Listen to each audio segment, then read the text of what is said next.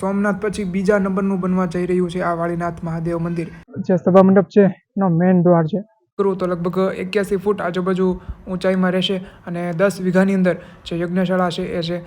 જેટલી પણ ભોજનશાળા તમને દેખાય એની એક્ઝેક્ટ સામે, જે મંડપની એક્ઝેક્ટ સામે તમને આ જે છે એ નળની જે સરસ મજાની જે સુવિધા છે એ કરેલી છે.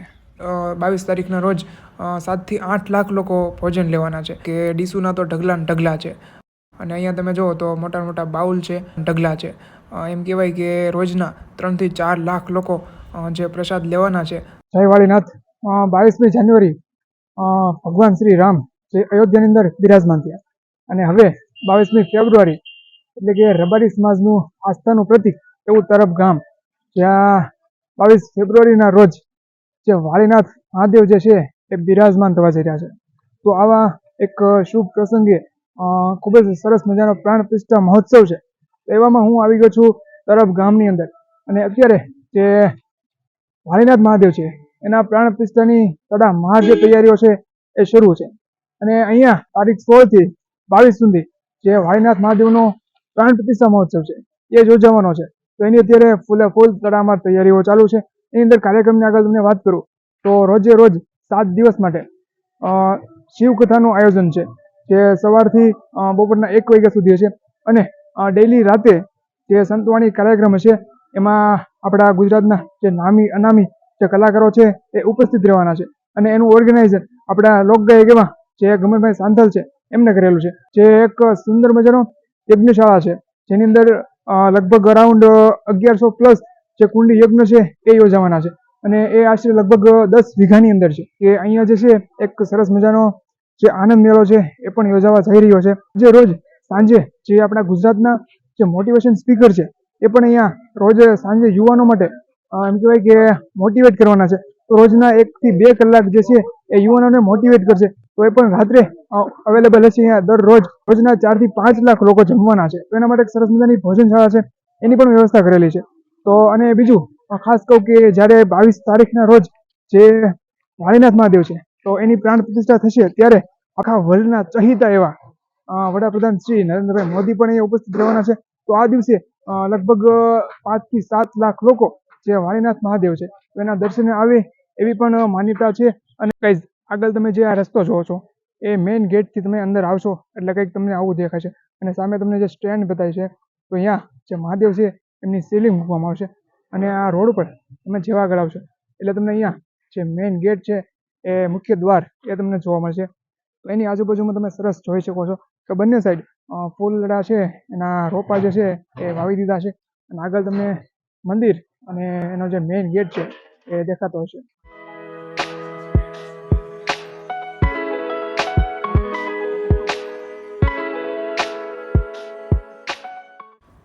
તો ગાઈઝ આ સામે દેખાય એ મેઇન ગેટ છે અને એની એક્ઝેક્ટ સામે જે વાળીનાથ મહાદેવનું જે નવું નિર્માણ પામી રહેલું મંદિર છે. તો તમે અહીંયા જોઈ શકો છો. તો આપણે નજીક જઈ અને જોઈ તો અહીંયા જુઓ તો પૂરજોશમાં જે મંદિર છે એની કામગીરી અત્યારે ફૂલે ફૂલ ચાલુ છે. કારણ કે 22 તારીખના રોજ જે વાળીનાથ મહાદેવ છે એ બિરાજમાન થવાના છે. તો તમે જોઈ શકો છો અહીંયા મંદિર કંઈક આ પ્રકારનું છે. અને સોમનાથ પછી બીજા નંબરનું બનવા જઈ રહ્યું છે આ વાળીનાથ મહાદેવ મંદિર, જે 22 તારીખના રોજ. ગાઈઝ અહીંયા છે વાળીનાથ મહાદેવનું મંદિર અને એની એક્ઝેક્ટ બાજુમાં તમને અહીંયા જે સભા મંડપ છે એ જોવા મળશે. તો હવે આપણે અંદર જઈ અને જોઈએ કે સભા મંડપની કેવી કેવી તૈયારી ચાલુ છે. તો ગાઈઝ આ પ્રકારે કંઈક જે સભા મંડપ છે એનો મેઇન દ્વાર છે.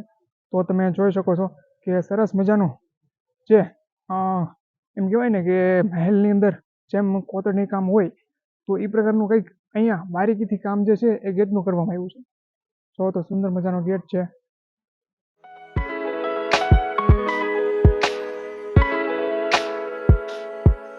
તો ગાઈઝ અત્યારે આપણે એક્ઝેક્ટ જે સભા મંડપ છે એની અંદર આવી ગયા છીએ. અને અહીંયા 7 દિવસ જે શિવકથા છે એનું આયોજન કરવામાં આવેલું છે. તો તમે મારી પાછળ બેક સ્ટેજમાં જોઈ શકો છો કે સુંદર મજાનું જે અત્યારે સ્ટેજનું કામકાજ ચાલુ છે. અને ઉપર તમે જુઓ તો સુંદર મજાના જે લાઇટ છે, પંખા છે, એની પણ સરસ મજાની સુવિધા છે. અને આ બાજુ તમે જુઓ તો અહીંયા તમને ખુરશીઓ દેખાશે. પછી પાછળની સાઈડ પણ ખુરશીનો એમ કહો ને કે ઢગલા બંધ પડી છે. જે અહીંયા જે વીઆઈપી લોકો માટે સોફાની પણ વ્યવસ્થા છે. બાકી તમે કુલર જોશો તો એમ કહેવાય કે હવે ઉનાળાની થોડી સિઝન ચાલુ થઈ ગઈ છે. તો ગરમીના માટે જે કુલર છે એ પણ તમે બેક સાઈડમાં જોઈ શકો છો. તો હવે આપણે આગળ જઈએ અને જે યજ્ઞશાળા છે એની કેવી તૈયારી ચાલુ છે એ જોઈએ. તો ફાઇનલી ગાઈઝ અત્યારે આપણે યજ્ઞશાળા ઉપર આવી ગયા છીએ અને બહારથી તમે જુઓ તો યજ્ઞશાળા કંઈક આવી દેખાશે. અંદર આપણે નહીં જઈએ કારણ કે અત્યારે પરમિશન નથી, કારણ કે બધું કામકાજ છે એ ચાલુ છે. અને બહારથી તમે જુઓ તો કંઈક આ પ્રકારે છે. અને હાઇટની વાત કરું તો લગભગ 81 ફૂટ આજુબાજુ ઊંચાઈમાં રહેશે અને 10 વીઘાની અંદર જે યજ્ઞશાળા છે એ છે. અને કુલ 1100 કુંડી યજ્ઞ છે એની અંદર. સભા મંડપની એક્ઝેક્ટ બાજુમાં તમને ભૂદેવ નિવાસ જોવા મળશે. જે ભૂદેવ નિવાસ છે એ 3 પ્રકારમાં છે. આ પહેલું છે, પછી આ બાજુ બીજું અને એની સાઈડમાં છે એ ત્રીજું છે. તો અહીંયા સ્પેશિયલી ભૂદેવોનો જે છે એ રહેવા માટેની સગવડ અહીંયા પૂરી પાડવામાં આવે છે. એના પણ સુંદર મજાના તમે ગેટ જોઈ શકો છો.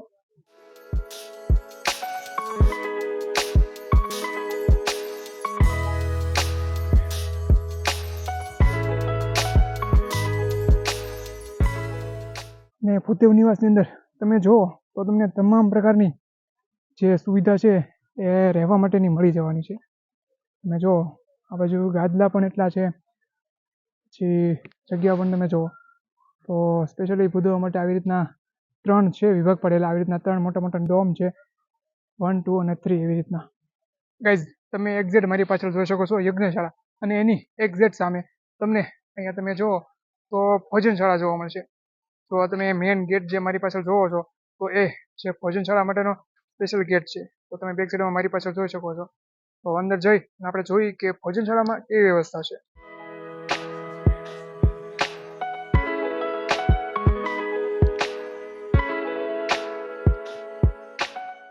ગાઈઝ અત્યારે તમે મારી પાછળ બેક સાઈડમાં જુઓ તો અત્યારે આપણે ભોજનશાળાની અંદર છીએ અને તમે બેક સાઈડમાં જ્યાં તમારી નજર પહોંચે ત્યાં સુધી તમને ભોજનશાળા જોવા મળશે, એટલે કે તમને મંડપ જ જોવા મળશે. અને બેક સાઈડમાં તમે જુઓ તો સુંદર મજાના બધી જ જગ્યા પર જે કાઉન્ટર છે એ બંને સાઈડ લગાવી દીધા છે. અને લગભગ આવી રીતના જે 7 જેટલા જે આ છે ભોજનશાળા છે, જેના આગળ જુઓ તો સુંદર મજાના ગેટ બનાવેલા છે. એ રીતના 7 છે. ગાઈઝ આ છે ભોજનશાળા અને એની એક્ઝેક્ટ સામે તમે સામેની સાઈડ આવો એટલે તમને અહીંયા જે છે એ પાણી માટેની એમ કહેવાય કે સુંદર મજાની વ્યવસ્થા કરી છે. તમે જમીને સીધા બહાર નીકળો એટલે સીધા જ તમે આ નળ ઉપર પહોંચી જાઓ છો. તો જુઓ તમે જેટલી પણ ભોજનશાળા તમને દેખાય એની એક્ઝેક્ટ સામે જે મંડપની એક્ઝેક્ટ સામે તમને આ જે છે એ નળની જે સરસ મજાની જે સુવિધા છે એ કરેલી છે.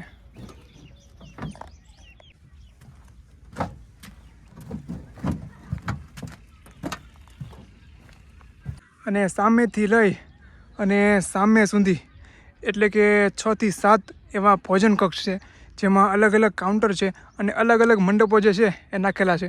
અને વચ્ચે સરસ મજાની જે છે એ પંખાની પણ સુવિધા છે. ગાઈઝ અહીંયા તમે જોઈ શકો છો કે ડીસુના તો ઢગલા ને ઢગલા છે. એમ કહેવાય કે રોજના 3 થી 4 લાખ લોકો જે પ્રસાદ લેવાના છે, તો એના માટે સ્પેશિયલી ડીસોના તો ઢગલા જ હોય. અને લાસ્ટ 22 તારીખના રોજ 7 થી 8 લાખ લોકો ભોજન લેવાના છે, જે દિવસે પ્રાણ પ્રતિષ્ઠા છે. અને અહીંયા તમે જુઓ તો મોટા મોટા બાઉલ છે. અને ખાસ 22 તારીખના રોજ આપણા પ્રધાનમંત્રી અહીંયા આવવાના છે, તો એ દિવસે તો લાખોની સંખ્યામાં જે લોકો છે એ મહાદેવના દર્શન માટે આવવાના છે. બાકી વાસણ તમે જુઓ તો ખજાનો જ છે. અને રસોડા વિભાગમાં કહીએ તો અત્યારે જે મીઠાઈ છે એ બનવાનું શરૂ થઈ ગયું છે, તો એની એક ઝલક તમે જોઈ લો. આની ઉપર સ્પેશિયલી આપણે એક રસોડાનો અલગથી વિડીયો આવશે, તો ચેનલને સબસ્ક્રાઈબ કરી નાખો.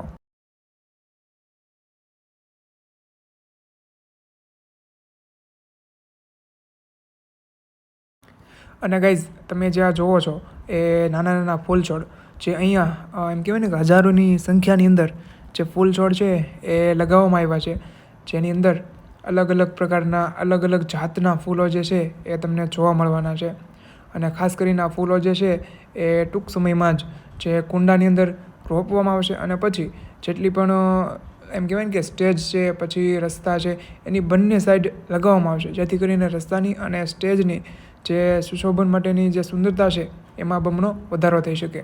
અને ગાઈઝ આ વિડીયોની અંદર આપણે બસ એટલી ડિટેલ કવર કરી શક્યા, કારણ કે વિડીયો જે છે એ લેન્ધી થઈ જશે. તો હવે મળીએ નવા વિડીયોમાં. પાર્ટ 2 લઈને આવું છું. એની અંદર તમને અહીંયા આવવા માટેની એમ કહેવાય ને કે બસની કે રિક્ષાની સુવિધા, પછી રહેવા માટેની બધી તમામ વસ્તુ આપણે કવર કરશું. તો આની માટે સ્પેશિયલ ચેનલને સબસ્ક્રાઈબ કરી નાખો અને પાર્ટ 2 જોવાનું ભૂલતા નહીં. તો હર હર મહાદેવ.